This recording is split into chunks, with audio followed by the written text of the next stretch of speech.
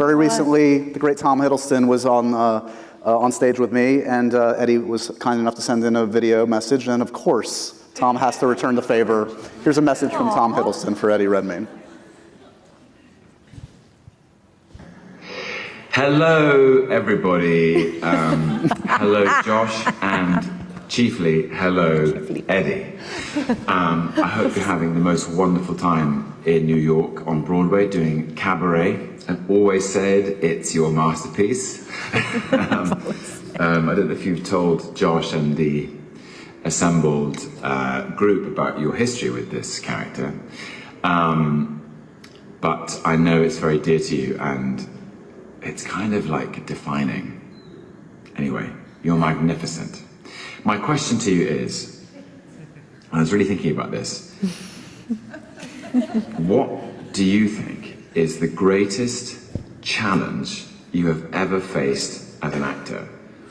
So something that you're required to do, you're about to do, you're standing at the base of the mountain, metaphorically, and you're thinking, how on earth am I going to do this? What was it, and how did you get through it? How did you convince yourself that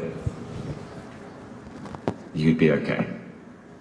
All right, I'm just curious. I need to know what this I'm just curious. Have fun, everybody. Lots of love. Bye. Love you, Tom. Amazing. God, how lovely for him to ask. That's funny. I think I asked him a really stupid question for his podcast. Tom asked like a really profound question. One up Redmayne. No.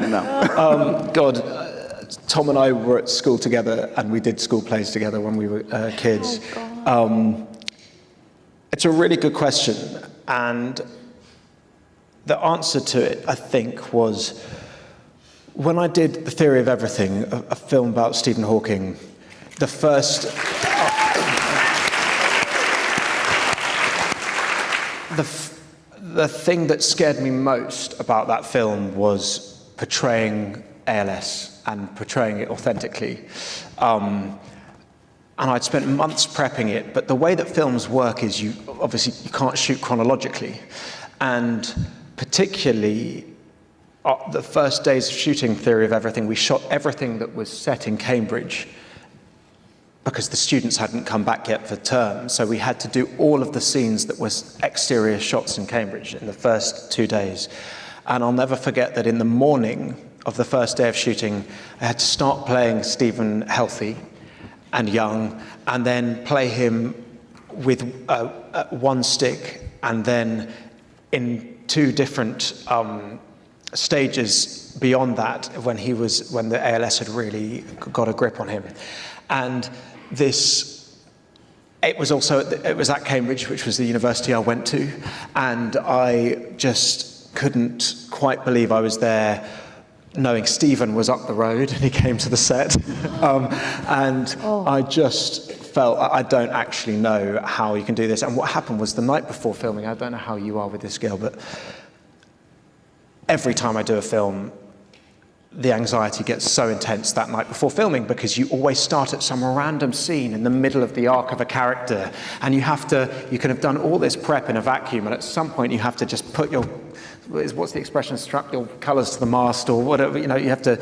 Yeah. And it got to 4 a.m, and I wasn't asleep, and I was like, I'm being picked up at 6. It got to 5 a.m. I was like, okay, I'm not gonna sleep. I had a bath, woke up, walked through the streets of Cambridge, which was so odd because I hadn't been back since I'd left university, to a film set to do this thing. And the day that, in answer to Tom's question, how did I do it? I think the fatigue was so overwhelming that it was like, but all I remember is at the end of the day, I had to do a full-on breakdown scene in a specific, and by that point, I was so tired and I was so exhausted that I think James Marsh, the director, just sort of poked me, and I just went, it was so, which was probably very helpful and may have won me an Oscar.